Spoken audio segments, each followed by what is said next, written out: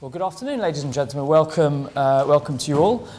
So my name is Akash Paun. I lead our work here on Devolution, and I'm very pleased to be hosting this event. And thank you to Mike Russell for coming to speak on the themes of Scotland, Brexit and devolution. So that could cover quite a lot. We scheduled this event a few months ago now, and when we thought, of course, that this week would be the final week of the Brexit process, at least in terms of the withdrawal process itself. Obviously, as it turns out, we're not exactly sure what this week will bring. But I think that makes this event, if anything, all the more relevant. And very pleased that you can all be with us today. So Mike Russell is Scotland's Cabinet Secretary for Government, Business and Constitutional Relations. And he's led the Scottish Government's Brexit and constitutional strategy, so to speak, since 2016, and has been a minister in various positions since, or for most of the period since 2007, when the SNP first came into power in Edinburgh, and he's member of the Scottish Parliament for Argyll and Bute. And today is also, by, happy coincidence and a bit of planning on our part, the day also of the publication of a new Institute for Government report. Hopefully you've got a summary of it in front of you, most of you, at least in this room. Not sure about next door who's there.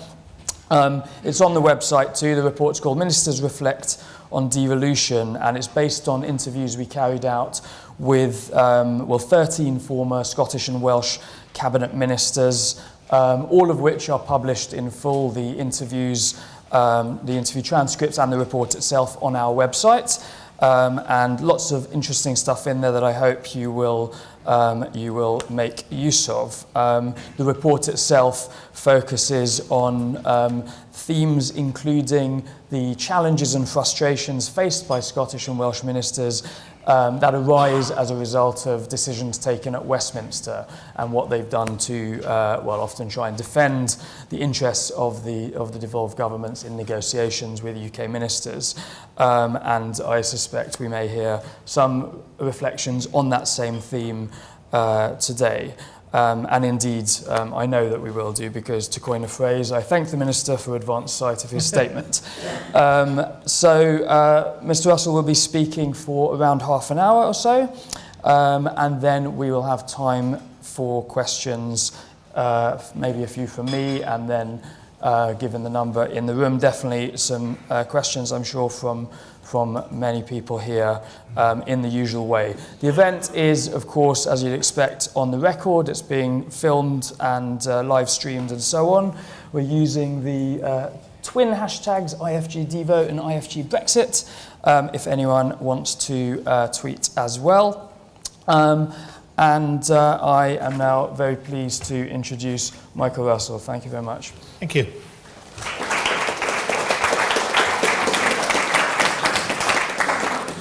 Well, thank you to the Institute and to you, Akash, for giving me the opportunity to address such a well-informed and engaged audience at what is undoubtedly a historic time. Let me start this by going back beyond Brexit, if it is possible for any of us to remember that far back. On the 31st of October 1956, during the Suez Crisis, Anthony Nutting, one of the stars of the post-war Conservative Party, resigned as a Minister of State at the Foreign Office. He did so because he felt he'd been put in an impossible position, having negotiated the final details of the UK's treaty with Nasser only 2 years before. The secret attempt by the British and French to abrogate that treaty in concert with Israel, and eventually by using force, was, he believed, mistaken and deceitful. However, his sense of honour and duty, and the fact that there was a military action underway, prevented him from explaining his actions in full until 1967. And even at that time, he faced opposition from the Cabinet Office when he published his memoir entitled No End of a Lesson. The title is, of course, taken from a poem about the Boer War by Rudyard Kipling. Let us admit it fairly, as a business people should. We have had no end of a lesson. It will do us no end of good. Not on a single issue or in one direction or twain, but conclusively, comprehensively, and several times and again. There are many lessons to be learnt from the past, but it is perhaps to Suez that we should look for the most illuminating of them at this moment of political and constitutional crisis. One of those is that principle or loyalty are not without cost. Another is that lies and deception are bad foundations for making policy. But the third and most powerful is this, that imperial pretensions in post-imperial powers, hankerings after power and empire long gone, are bound to end in tears, particularly if the country involved refuses to learn any lesson at all from the experience. The Suez delusions are alive and all too obvious today. Brexit arises from an inflated and unrealistic view of Britain's place in the world, its role and influence. That delusion is egged on by politicians and some sections of the press, high on inhaling their own rhetoric. As the front of today's Daily Telegraph might tell you, it's even taken a biblical twist now. There's a persistent, all-embracing lack of candour from many, but notably the UK government, to the people of the UK, to our negotiating partners in the EU, and ultimately to ourselves. Last week's events made clear the extent of the UK's folie de grandeur. The Prime Minister was left outside the room as the country's fate was discussed by others. I noticed a journalist tweeting that the sight had made him feel really no-dealy. But how could it be otherwise once we had chosen to leave? But there are differences too. Serious and profound as the Suez crisis was, it was first of all a crisis of prestige and power. The Brexit crisis, made in Westminster by the Prime Minister, presents, in my view, a much greater risk to the country, our economy, our society, our culture, our people, and our politics. And its effect will be with us for generations unless we take urgent action to avert it. One of the factors at play in the Brexit crisis, which was not present during the Suez crisis, is the existence of a different constitutional settlement on these islands. Although Westminster often tries to pretend that devolution doesn't really change anything, it actually changes a great deal. The Prime Minister gave away her flawed understanding of that fact early on in the Brexit crisis when she said that the UK entered the EU as one country and will leave as one country. But this is politically as well as geographically illiterate. There are 4 countries in this state, and there are 4 parliaments or assemblies. 20 years of that constitutional order cannot be wished away or washed away by prime ministerial diktat. My thesis, and it's not one I'm alone in holding, as to give one example, Carwyn Jones made the same substantive point when he spoke here last year, is that Brexit has proved too heavy for devolution to bear, and that therefore a new constitutional settlement will be required should Brexit take place. Of course, that is most graphically seen in Ireland. It was a crucial point made early on by the then Deputy First Minister for Northern Ireland, Martin McGuinness, and the continuing detrimental effect of Brexit on Ireland remains a huge worry, or should remain a huge worry, for all of us. Peace in Ireland and the benefits of the Good Friday Agreement are far too important to be sacrificed for fallacious and doomed attempts to recapture an imperial past. But I'm not going to dwell on the issue of the Irish border today, save to say that the Scottish Government will always do everything it can to promote peace and prosperity on that island and everywhere else. Let me, however, separate out the immediate issues of Brexit from the longer-term lessons. The first task I believe we should all have is to ensure that the Brexit process is halted, temporarily or permanently. It's therefore obvious that Article 50 must be extended, and our preference is for an extension to be one that would allow a further referendum on EU membership with Remain on the ballot paper.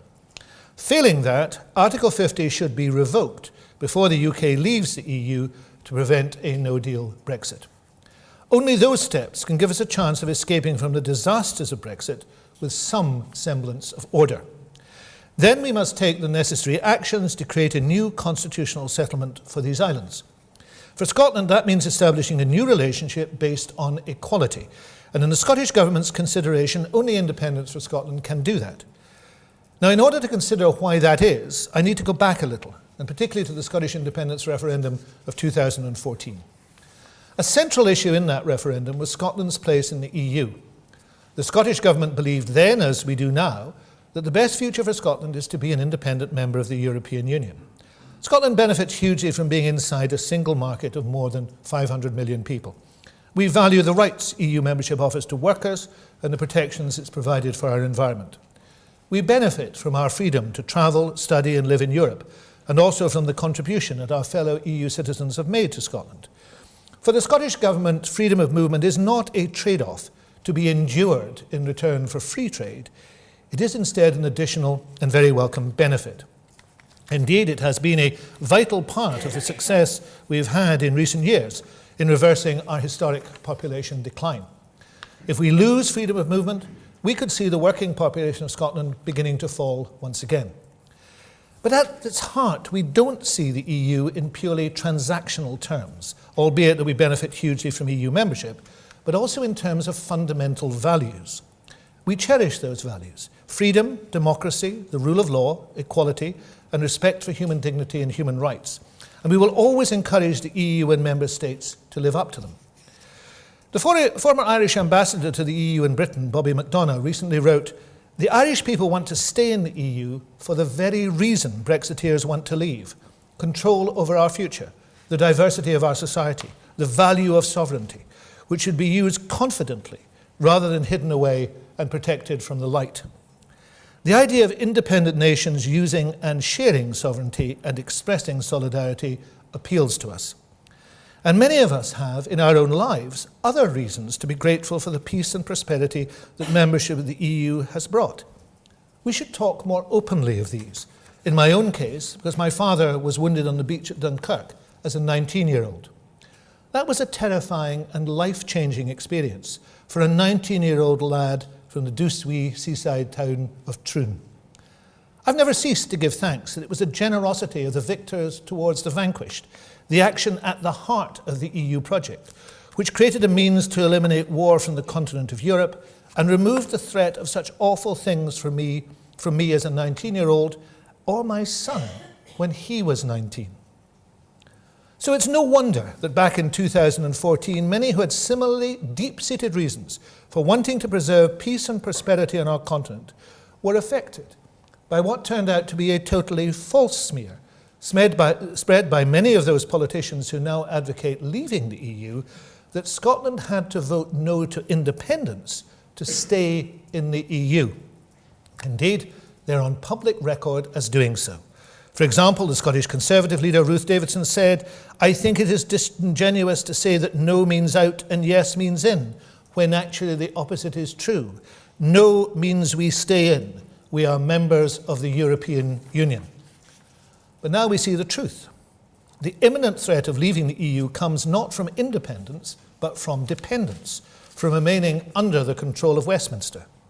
Scotland's positive engagement with the EU is further demonstrated by the result of the Brexit referendum of 2016, when we voted decisively to stay in the EU. 62% to 38% of the population who voted. Every local authority area recorded a pro-Remain majority. In addition, the overwhelming majority of elected representatives in Scotland, MPs, MEPs and MEPs, were in favour of remaining. And in the UK general election of 2017, after the referendum, Scotland again returned a majority of MPs in favour of remaining in the EU. It is literally impossible for Scotland to have done any more to indicate its strong view that it wanted to remain. Yet the UK government could not have done any more to demonstrate that it just couldn't care less about that fact.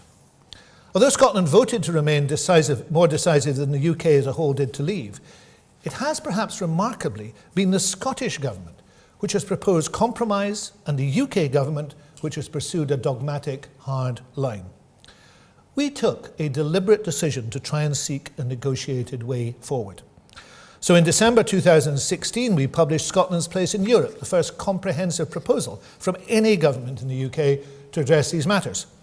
Our evidence-based analysis showed clearly the least damaging option for leaving the EU, the optimum case, of course, being to remain, was for membership of the single market and the customs union. We demonstrated how that could be done for the UK as a whole and how it might be achieved for parts of the UK if that was an option that the Prime Minister was prepared to consider. These proposals represented a considerable compromise by the Scottish Government. But despite cross-party support from the Scottish Parliament, they were almost instantly dismissed by the Prime Minister. We also engaged fully, in good faith, with the processes set up by the UK Government to apparently, and I say apparently, involve and consult the devolved administrations in formulating the UK position for withdrawal. Indeed, the terms of reference to the JMC set up for this very purpose and agreed in October 2016 say that it would seek to agree a UK approach to and objectives for Article 50 negotiations and provide oversight of negotiations with the EU to ensure as far as possible that outcomes agreed by all four governments are secured from these negotiations. But the UK government has not met those commitments. I've been a member of that committee since it was established. It is my experience that at no point has the views of the Scottish Government or indeed the Welsh Government or the Northern Irish representatives been addressed in a way that has left us believing we have been listened to and would be taken account of. Still less has there been any recognition of the need to accommodate the pro-EU majority in our country, nor the position of Scottish elected members and the repeated majority views of the Scottish Parliament, usually more than 2/3 to 1/3 on substantive Brexit issues. There has, in short, been no attempt to reach out and build a truly UK position in these negotiations. Now, we're not alone in noticing this. The world is now well aware of this Prime Minister's way of doing business. The fatal flaw in her position has been the absolute refusal to listen to other points of view and the complete failure to devise with others acceptable ways forward that could command majority support. This would be hard enough to bear at any time, but there is more evidence that underlines the need for profound change, because it is also clear that the UK government is intent on undermining the existing devolution settlement and rolling back to an even more centralised state. Devolution, as I've said, in its current form has not been able to bear the weight of the Brexit process. But rather than mitigating that situation, more weight has been piled on it by the Prime Minister herself. In her Conservative Party conference speech of March 2017, the Prime Minister said, "As we bring powers and control back to the United Kingdom, we must ensure that the right powers sit at the right level to ensure our United Kingdom can operate effectively and in the interest of all its citizens, including people in Scotland. We must also ensure that the UK, which emerges from the EU, is able to strike the best possible trade deals internationally. In short, we must avoid any unintended consequences for the coherence and integrity of a devolved United Kingdom as a result of our leaving the EU." Translated, the meaning is clear. The UK government would use Brexit to change the devolved settlement in the way it sought fit in order to deliver its version of Brexit. International trade deals were to take precedent over the constitutional settlement. And the UK government would itself define what these unintended consequences might be and how they would be resolved. Now, the results have been there for all to see. The EU Withdrawal Act in 2018, imposed against the express wish of the Scottish Parliament, gave UK ministers a power to restrict the Scottish Parliament's competences unilaterally and without agreement. For the first time in the 20-year history of devolution, the UK government legislated on devolved matters without the consent of the Scottish Parliament. The Sewell Convention, the legislative consent provisions which are fundamental to the protection of the Scottish Parliament, was deliberately broken, despite repeated promises that it wouldn't be. And then the UK government took steps that prevented an act of the Scottish Parliament, passed by an overwhelming majority, becoming law, challenging it in the Supreme Court, and then, without waiting for the court's verdict, changing UK legislation in order to stop it ever coming into force. So what now? To go back to 2014, Scotland voted to stay in the United Kingdom. A United Kingdom that was part of the EU, but also a United Kingdom that was characterised repeatedly during the campaign as a union of equals. A United Kingdom in which we were assured Scotland's Parliament would be entrenched and our decision-making rights protected. A United Kingdom which had turned over a new leaf in order that collaborative working between governments with mutual respect would become the norm.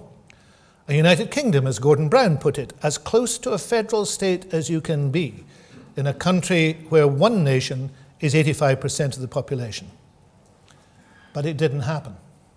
And now the UK is set on leaving the EU against the clear will of the people of Scotland. That is such an enormous change that it would by itself justify returning to the people of Scotland to reconsider the issue of independence. And we did set out these exact circumstances very clearly in our manifesto for the 2016 Scottish general election. I and 62 other SNP MSPs, by far the largest group in the Scottish Parliament, were elected on a platform which very clearly stated that we believe that the Scottish Parliament should have the right to hold another referendum if there is a clear and sustained evidence that independence has become the preferred option of a majority of the Scottish people, or if there is a significant and material change in the circumstances that prevailed in 2014, such as Scotland being taken out of the EU against our will. So no matter what the Prime Minister thinks, we have a cast iron mandate for a further independence referendum on those grounds alone. A mandate supported by a majority in the Scottish Parliament, as the Scottish Greens hold the same view, and by a majority of Scottish MPs at Westminster. Those are incontrovertible democratic facts. Thus it is that Brexit has not only created the context for reconsideration of independence, but by the means of its delivery, it has also created the necessity for such a change.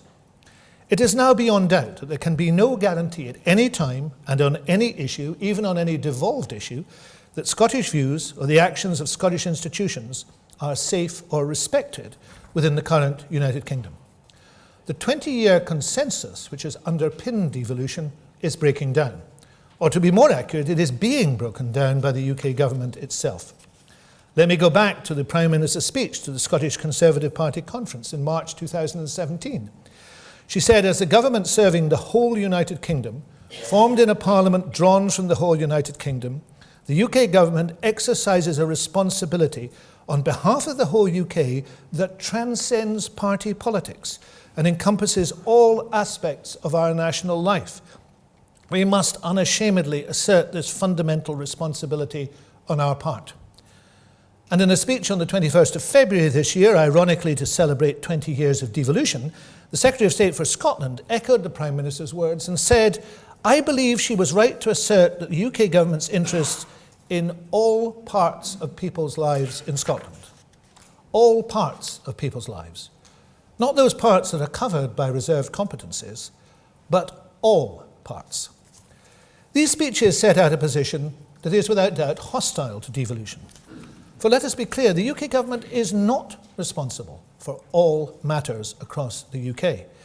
It has no power of oversight or supervision of the devolved governments in their devolved functions. There is no hierarchy of governments, but only a hierarchy of parliaments. Governmental competence in devolved matters is exclusively for the devolved administrations. That the Prime Minister and the Secretary of State of Scotland do not believe that to be the case is a matter of concern about both their understanding of the devolution settlement and their intentions for the future.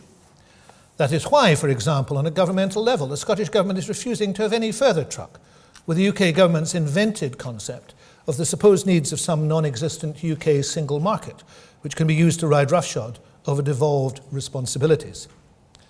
But UK ministers are not alone in these views. We, of course, recently witnessed Conservative MPs from Scottish constituencies arguing the New Towns Fund should not be passed to the Scottish Government as a devolved matter, which it is, but run centrally by the UK Government. And despite their protestations to the contrary, driven by internal Scottish electoral imperatives, the Scottish Conservatives in the Scottish Parliament are aiding and abetting this process, arguing, for example, that neither the Scottish Government nor the Scottish Parliament should have a role in international trade arrangements, even where those directly concern devolved matters. So whilst the nature of modern trade agreements means that there is an ever-increasing impact on devolved areas of competence, the Scottish Tories, Canute-like, demand that the tide retreats and that Westminster should always rule supreme. Finally, on this matter, there is now evidence that this has gone beyond words into actions. The arrangements between the UK government and the DUP for additional funding for Northern Ireland have shown that the rules on funding devolved administrations, carefully set out in the Treasury's statement on funding policy, do not apply if the UK government decides that they do not apply. Though, if I may say in an aside, the issue of payments to the DUP and their failure to carry out what they agreed is also presaged in another Kipling poem, which finishes with these words, "We never pay anyone Danegeld, no matter how trifling the cost. For the end of that game is oppression and shame, and the nation that plays it is lost." But I digress, for perhaps the most striking example of all is the fate of Scottish Parliament's Continuity Bill, designed to provide a necessary alternative and specifically Scottish-focused addition to the UK Withdrawal Bill. Referring to the actions of the UK government on this matter, Lord Reid, Deputy President of the Supreme Court, recently noted that it had proved that it is legally possible for the UK government to react to the passage of a bill in the Scottish Parliament by making a reference to the court and then persuading the UK Parliament to amend the Scotland Act so as to render the bill invalid. In other words, to change the law to allow them to win a case that they could not have won if the existing law had been in force. I leave you to judge whether that is a fair and acceptable constitutional system or the actions of a reputable government. But I would contend that all this, the Brexit process and what the Brexit process has revealed, demonstrates the very fragile position of Scottish autonomy in decision-making. And moreover, added to the broken promises of the 2014 referendum, in particular that wonderful injunction, lead not leave, which is now a hollow joke, they also demonstrate that the UK state and the current constitutional system is broken. Now, the particular circumstances of this time are unique, but they have arisen at least in part from the long-established doctrine of unlimited parliamentary sovereignty. That concept is completely out of step with Scottish constitutional thinking and indeed all modern, in the broadest sense of the term, governance. Scottish democracy and Scottish institutions will remain under attack and of declining influence, whilst we continue to have to juggle our democratic traditions and ambitions in order to submit to such an ancient and unacceptable doctrine which is not adapted in the slightest to the reality of 20 years of devolution. The practice of government in Whitehall reflects this fundamental view. The Public Administration and Constitutional Affairs Committee of the Commons concluded in July last year, it is clear from the evidence to this inquiry that Whitehall still operates extensively on the basis of a structure and culture which takes little account of the realities of devolution in the UK. This is inimical to the principles of devolution and good governance. And as a final illustration of that point, let me contrast the position of Scotland within the United Kingdom with that of Ireland within the EU. Instead of being ignored, bypassed and undermined, Ireland's interests and views are protected and respected by the EU. Instead of occasional warm words instantly repudiated by cold actions, Ireland has a guarantee of a system of treaties and laws that underpins their place in EU decision-making. Trust underpinned by law and an adjudication and enforcement system, as the Taoiseach put it at a recent British-Irish Council. There are many arguments for Scottish independence: economic, cultural and social, pragmatic, based on matters such as immigration, visionary, based on Scotland taking its place in Europe and the world. These are all powerful arguments. Many of them were explored in 2014 and will be explored again. But the new element of Brexit that has entered this equation in the last 2.5 years has made it more obvious than ever that the only way of securing a modern state, self-governing and protective of its own interests, while participating in the wider world, is to choose independence. As someone born in that hotbed of Scottish nationalism, Bromley, whose grandfather's favourite boast that as a young man in his native village of Abbots Langley near Watford he had bowled out W.G. Grace, I am in no doubt that the social union will continue and underpin whatever eventual relationship Scotland has with the rest of the UK. We're always going to work together cooperatively and collaboratively. We're going to have to find ways of discussing and agreeing matters of mutual interest and concern. That imperative has driven everything the Scottish Government has done by way of making constructive proposals for improving the governance of the United Kingdom in key areas. For example, as I said, on international trade, we published detailed proposals last year to recognise the role of devolved administrations and legislatures. We proposed a statutory requirement that new trade agreements which affect devolved issues must be agreed by the Scottish Government and the Scottish Parliament, including the negotiating mandate. I mentioned earlier the importance of immigration. We produced similarly detailed proposals with abundant evidence to allow Scotland to address this issue within the context of the United Kingdom. We have also initiated a campaign to encourage EU nationals to stay in Scotland. And the Scottish Government will continue to produce constructive and considered proposals to improve and enhance the governance of the United Kingdom. A review of intergovernmental relations is going on between the administrations of these islands. We welcome that. We're engaged constructively with the excellent ideas and thoughts coming from, amongst others, our colleagues in Wales. And I want to pay a particular tribute to our Welsh colleagues for all the positive work we've been able to do together over the last 2.5 years. I hope we will continue to do that work, mindful of the fact we have much in common, even if we share a different analysis of the necessary final outcome. We will bring forward new proposals on the reform of devolution shortly as part of the IGR process. We'd welcome some from the UK government. They will include new statutory foundations for the relationships, decision-making, dispute avoidance, international actions, and they will suggest a new approach to arbitration. There is a need to involve all the nations, not just the DUP of these islands, as equals, shaping the approach to these negotiations in sharp contrast to the approach of the last few years. From a devolved perspective, I think it is clear that no progress could be made without a firm statutory basis for the IGR, entrenched and protected and subject to judicial oversight. The doctrine of unlimited parliamentary sovereignty needs to be adjusted to take into account the realities of devolution, as it was adjusted to take into account the realities of EU membership. The Sewell Convention needs to be properly set out in law, well beyond the current symbolic provisions, and again should be subject to judicial oversight.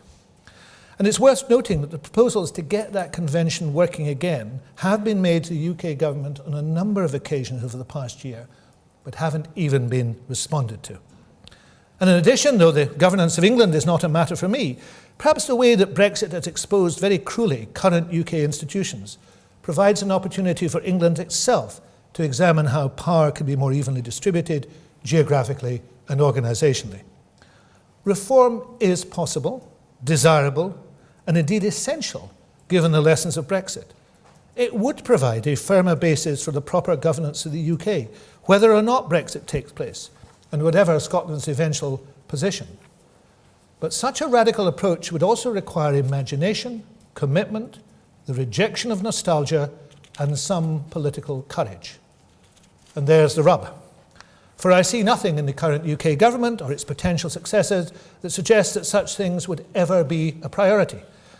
Indeed, refusing to allow such issues to be discussed or resolved by democratic means is a continuing and persistent knee-jerk reaction of all the Westminster-based parties, both in London and Edinburgh, with the current Foreign Secretary adding just last week that, of course, such a process would be rejected.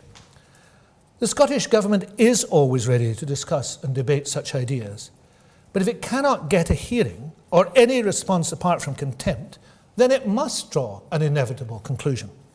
That either Scotland, in the words of the First Minister, is prepared just to grin and bear it as Brexit trashes our country, or it is prepared to find the constitutional means to move forward into a modern state of normality. Much has been made in recent weeks of that definition of insanity, which says it is doing the same thing over and over again and expecting different results. For Scotland, believing that after Brexit things will revert to some pre-Brexit ideal state, which never existed, and that the promises made and broken again and again will in some way finally be honoured, would fit that definition. It would also fly in the face of actual experience, not just in the past 3 years or 5 years, but over a much longer period. This debate, after all, has been going on for almost a century. Something better is possible, and we must, out of duty to our fellow citizens, secure it. That something is ever more clearly independence, and it's time beyond time to make it real. I started this lecture with Suez, Anthony Nutting, and Rudyard Kipling. Let me finish by completing that story. Anthony Nutting paid a heavy price for his political courage, both his resignation on principle from Eden's government and his decade-long silence on the reasons for it. Despite being, in the private assurance from Macmillan, someone likely to lead the Conservative Party, he was forced out of his parliamentary seat shortly afterwards by a hostile constituency association, and he never returned to elected office, trying for Parliament only once more. He recalled later in his memoir that he felt bereft of friends, a castaway on a sea of anger and recrimination, an object of distrust, torn between loyalty to principle and loyalty to friends and associates. There are, I think, MPs in the Commons today who will be feeling the same way, and who may well pay the same price for their stance on Brexit. And Kipling's poem includes these words towards the end. "It was our fault, and a very great fault, and now we must turn it to use." But 100 years after he wrote them and more than 60 years after Suez, we have alas turned none of these lessons to good use. There are lessons to be learnt about international humiliation, certainly, but there are also ones closer to home, lessons about the nature of UK institutions and the culture of governance in the United Kingdom.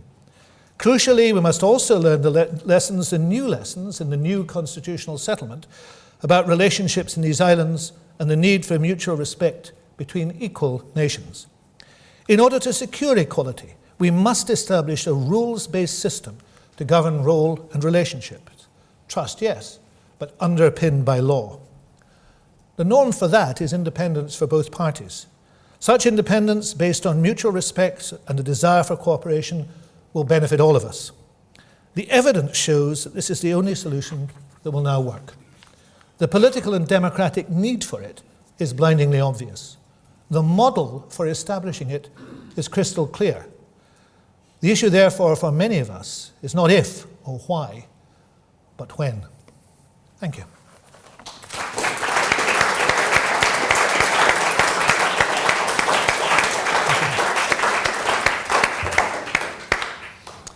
Well, thank you very much for that fascinating and challenging speech. I'm sure there's going to be plenty of points that people want to question you about or maybe challenge you on.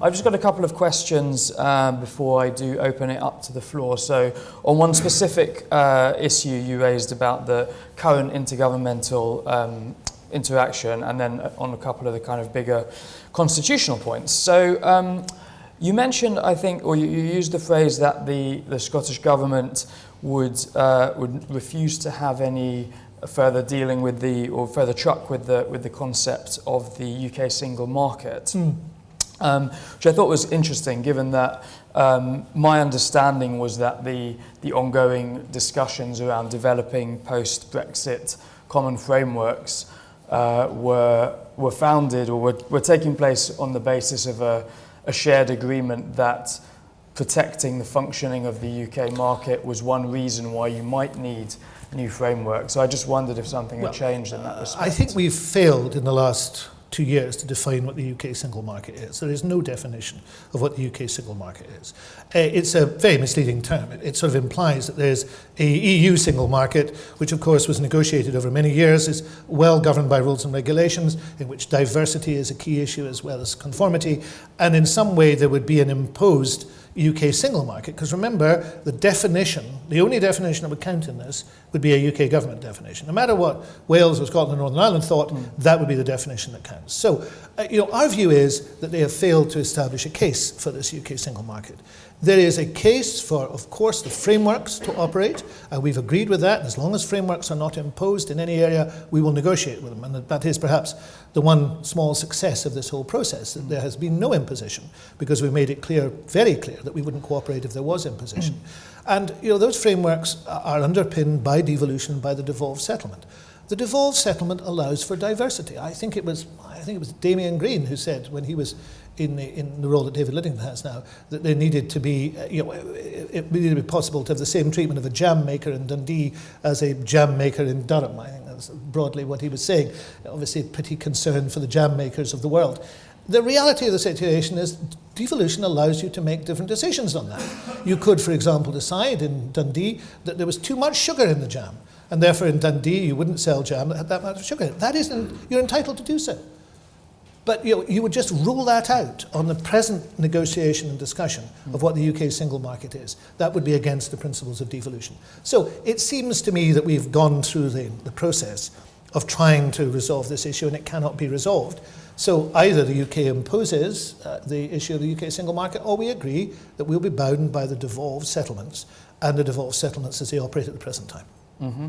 Okay. And so can I take it from that, because that the negotiations around developing frameworks are not progressing particularly well at present? Well, I gave evidence to the Scottish Parliament's Finance and Constitution Committee some time ago, and they have a report out today about this. And I made it clear we are happy to continue those discussions about frameworks. They have actually made a lot of progress, and I pay tribute to the officials involved in them. But they've got a bit sidetracked in the last 4 months, because everything has been focused on the Brexit deal. I mean, it's extraordinary to think that this was agreed over 4 months ago. There's been no progress on anything in the last 4 months. There was limited progress up until then, but no progress now because everything has been absorbed by that.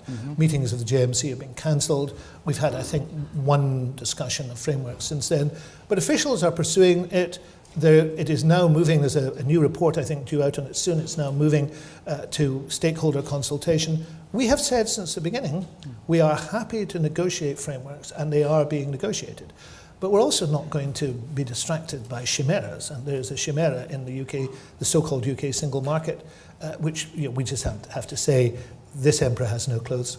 And as for the wider review that is supposed to be going on of the intergovernmental relationship and the Joint Ministerial Committee and principles underpinning that relationship. I mean, that's something that certainly we at the Institute for Government are quite interested in and think is, in principle, a good thing. But there's been precious little public information about any progress in that regard. So I just wonder if there's, from your perspective, little private information too. Has anything happened in that? No, I mean, Wales published proposals last year. We published material in our first Scotland's Place in Europe about potential changes to devolution.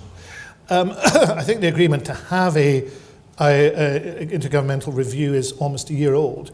It has been moving at a Westminster snail's pace. I think it was first committed to in 2014, actually. Remember the JMC plenary didn't meet from 2014 to 2016, which says something about the JMC process, that you can have the keystone of it not actually meeting for 2 years. But there was an agreement about a year ago that we would have a formal intergovernmental review. We have had no proposals from the UK. The official discussion continues. We really need, if the UK is serious about it, it needs to get serious about it. But again, it is the Brexit black hole. Everything is sucked into the Brexit black hole. And I suspect, the last thing they're thinking about is this, though that's rather telling in itself. Yeah, I think that is quite possibly the best explanation. And so as far as Brexit is concerned, you of course reiterated the Scottish Government and the SNP position that you would like to see a further referendum on EU membership with Remain, of course, on the ballot paper. And we'll see what happens this week. It's possible that that does start to look like a feasible outcome. But if it were to happen, it is of course possible that we'd have a similar outcome to 2016 in the sense that Scotland might vote one way, most probably Remain, whereas the UK majority, because of the weight of population in England and so on, might deliver a majority again for Leave. So, I mean, would the Scottish Government accept another referendum on the same terms effectively, because with no special requirements for majorities in each nation or anything like that? Well, I've met, we did propose at the time of the original bill on the referendum, there should be a four-country bloc. Yes, I recall that. I can certainly see discussion of that as arrangements for referendum moving forward. There would have to be some such discussions. But we thought long and hard about this. I had detailed conversations with some of the people involved in the second referendum movement, and it seemed to us that we should reserve our position on that, undoubtedly, make it clear that that was a concern and a worry of ours. But if that were to stop us supporting a second referendum, that would be the wrong thing to do, given the threat of Brexit. Brexit is, in entire UK terms, an existential threat, but in Scotland, it is, even if it were possible, to be worse than that. The Prime Minister's deal, for example, in ending freedom of movement, creates enormous difficulties for almost every part of Scotland. Particularly, as you said, I represent Argyll and Bute. Highlands and Islands of Scotland is not reproducing itself. There's no natural population growth. Indeed, there's natural population decline. So the only way you can maintain a working population in the Highlands and Islands is by migration, and freedom of movement is ideally suited to that. So in the next 10 years, a fifth of the working population of the Highlands and Islands of Scotland are going to retire. Demography takes its effect. How do you replace those 80,000 people if you have not got active migration into the area? And it is freedom of movement is the best way to do it. That is an incontrovertible fact. Now, I've put that to 3 successive UK immigration ministers. One didn't respond, One told me that they heard the same issues in their constituency about the construction industry. And the third one, I think, went on to talk about not granting the people of Lincolnshire any powers. It was contempt. But that's the reality of a fifth of the UK's landmass in terms of population and migration. So we have to say any Brexit of that nature would be disastrous. And if you're then going to have we proposed in our original paper, single market and customs union membership, which would have preserved freedom of movement, that would have been tolerable, but things have moved on.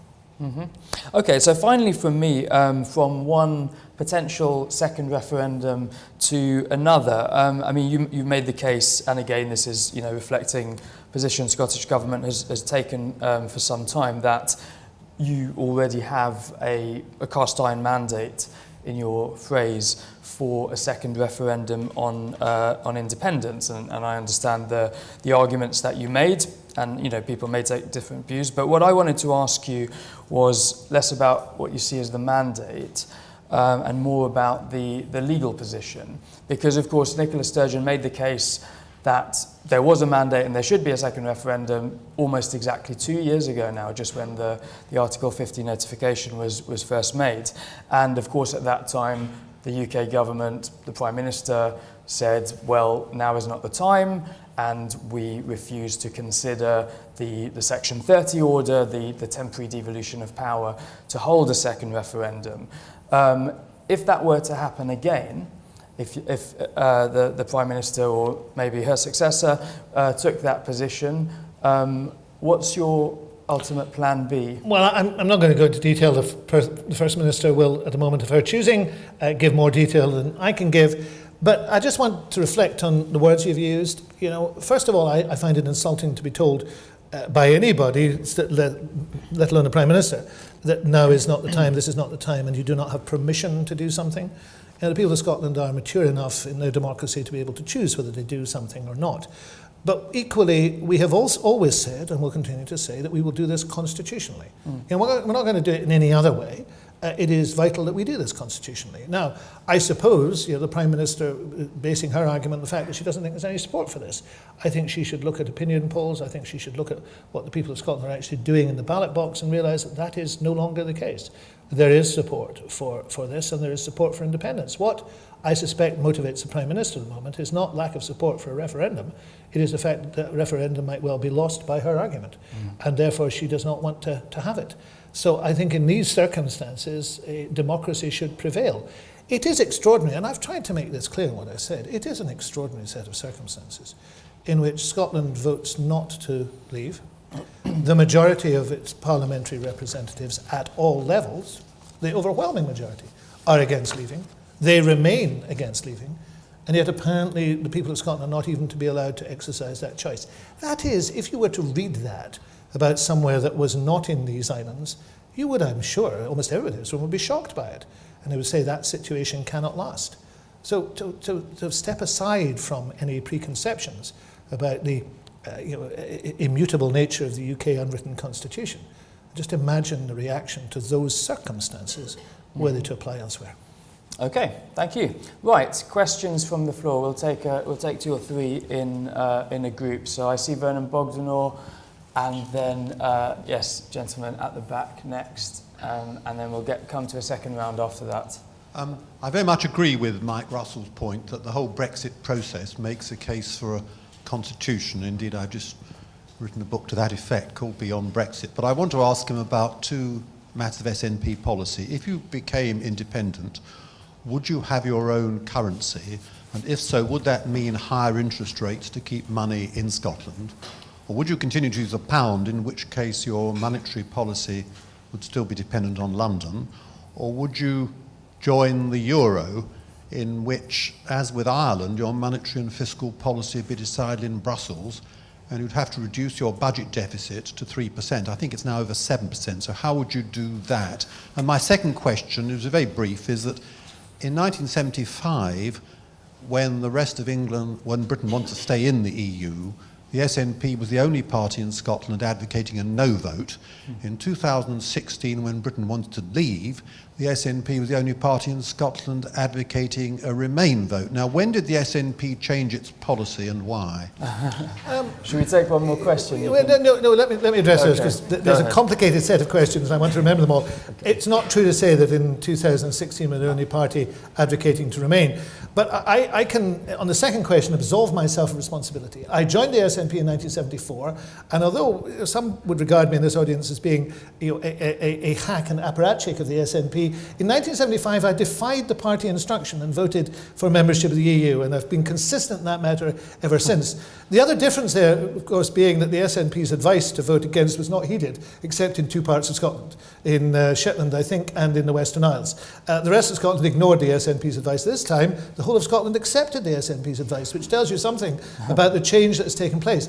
On currency, I'm not going to go into detailed policy because at the spring conference this year, we will debate the Growth Commission report, which has a number of recommendations in that.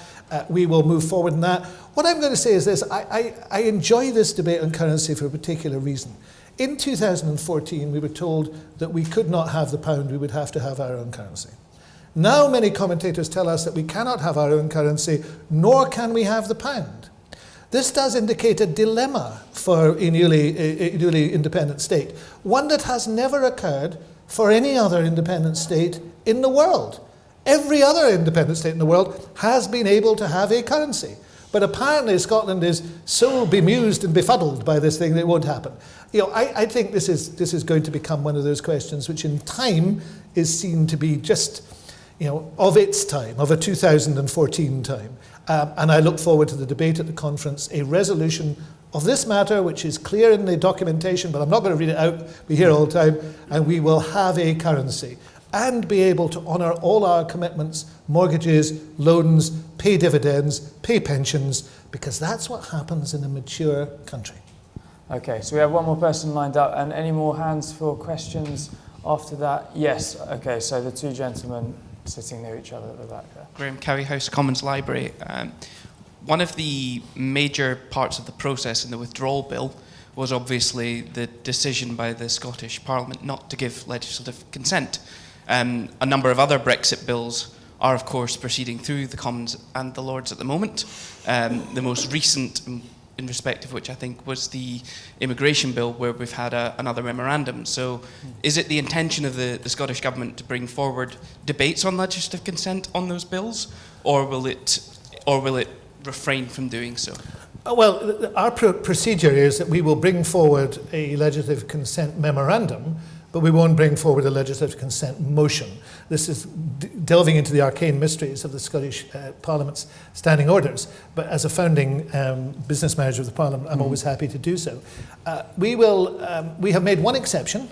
You're right to say that we've said that we will not pass legislative consent motions for Brexit legislation. That's quite a generous thing on our part, because we're prepared to pass them for other things, even though the UK government broke the system by operating it in the way that it did. But we made only one exception, and that was on the health bill, where there was a question that it might have affected provision of healthcare services to UK residents living in Europe, and as a result of which we felt it wasn't fair to do anything else. But in these circumstances, we will bring forward memoranda, but we won't bring forward legislative consent resolutions. Now, it is possible for the opposition parties, particularly for the Tories, to bring forward their own memorandum and resolution. They chose not to do so in the withdrawal bill, which was quite interesting. But they could do so at any time. They'd have to put a bit of work into it, but they could draft a memorandum and bring forward a resolution, and the Parliament would have its say. What we've done with no resolution and no consent is given. Okay, thank you. Yeah, and the gentleman there. Okay, thank you. Hello, Sean Spears from Green Alliance and Green UK, which is a coalition of 14 environmental groups working on Brexit. We work closely with Scottish Environment Link on that. And the environment is one of those areas which Brexit has sort of thrown up the importance of the devolution settlement, because 80% of environmental laws are decided in Brussels, and I don't think anybody really anticipated those powers returning to the UK. You've made a powerful case for the ineptitude and tone deafness, etc., of the UK government and its unwillingness and failure to deal with the Scottish government. I wonder two things. One is whether you think there's been any ways you wish the Scottish Government had behaved differently is all the blame, 100% of the blame on the UK Government, which I could kind of believe. I think Brexit's been a difficult thing for the UK state to deal with. But the other question is whether there are any reservoirs of goodwill which could enable co-owned, co-designed institutions to take on some of the duties currently held in the European Union, or if the only solution is independence of Scotland. Because, of course, one of the things that UK politicians and civil servants say is, oh, the Scottish Government aren't interested in finding solutions, they're just betting everything on independence. Well, strangely enough, I've heard that criticism. I have to say that our actions prove it otherwise. I mean, you know, I bear the scars of 2.5 years of trying to negotiate with the UK government. You know, and we've tried consistently and hard, and we've published material, we've put forward compromises. You know, I think I could write you the story, but I think the record shows that we have done, as Wales has done, everything we could possibly do to get a compromise. But it's a word that's not in the Prime Minister's vocabulary. In terms of, I just want to reflect on the environment side. I'm an ex-environment minister. I am particularly concerned by the withdrawal from the EU on environmental matters. That's why in our continuity bill, we established the keeping pace power, one of the main reasons for the keeping pace power, which was something that was rejected by the UK in its withdrawal bill. I think we are now considering what to do with the rest of the bill. A lot of it survived the Supreme Court, and the keeping pace powers did. But we have to decide what we do, how we bring them back into the chamber. But I think there will be a widespread agreement by the parties in the Scottish Parliament, probably not the Conservatives but everybody else, that we should bring back some form of keeping pace power and that it should apply to environmental matters. There's also, as you know, a review of environmental governance taking place. But you know, the threat of Brexit is particularly severe for environmental legislation. That served Scotland well. In terms of what we have done, I mean, you know, there will undoubtedly be people will pore over this for generations to come. You know, many, many books. You know, as a Scottish historian, a cultural historian, there was people used to say of the island of St Kilda that it was the smallest spot on earth that had the most written about it. I'm absolutely certain that, you know, Brexit will be the smallest idea that has the most written about it for a long time to come, and people will be able to judge then by our actions. But you know, I think we've behaved very fairly, very openly, very transparently, and I think that's really been important. We've reported on what we've done, we've written about what we've done, we've given evidence to the Scottish Parliament, I've given evidence to Westminster on what we've done, and others will have to judge in the end. Mm-hmm. Okay, any more questions? And if there's anyone next door, I'm not sure how full that room is, but if you want to ask any questions, stick your head in.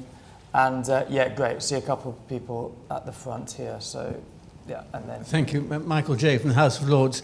I thank you very much. I greatly enjoyed that talk. W.G. Grace's views on devolutions are rarely discussed, if I may say so. What I wanted to ask, you talked about the sort of lack of trust, really, between, I suppose, Edinburgh and London in particular. What sort of structures after devolution would you like to see which would ensure that there was trust and was a constructive grown-up discussion between Edinburgh, London, Cardiff and Belfast on the issues which were going to have to be discussed after Brexit? I think the key issue in here is the quote I used, or the description I used from what the Taoiseach said. I think there's a different understanding of trust in the European parliaments and the UK parliaments, and I'm much keener on the European understanding of this. Trust works when it is underpinned by law. And you know, the relationship between the 27 is a trusting relationship because you can enforce it. There are norms of behaviour that can be enforced. There are rules that can be enforced. The UK government's view of trust is it's some sort of, you know, all-embracing friendship. You just say, oh, we trust you. That doesn't work. And that's the problem with the unwritten UK constitution and how it operates. You know, in the end, trust comes down to the fact that either, you know, there is an acceptance of what each of us say, or somebody imposes their will. And that, in this relationship, has to be the UK, because they can change the rules. The dispute resolution mechanism in devolution is, in the end, the UK government will decide. So I want to see a relationship based on the rule of law, a trusting relationship. Now, it seems to me, if that is your objective, you know, it is conceivable, and I used the words judicial oversight several times, it is conceivable that you could build that into devolution, but I believe there is no will to do so, nor any intention. And I think it would fracture the political parties of the UK to do that. So it seems to me that the obvious thing is there's only one other way you can do that, which is to have an independent relationship based on trust and based then on the rule of law, an agreement between states. And that seems to be the best way to do it.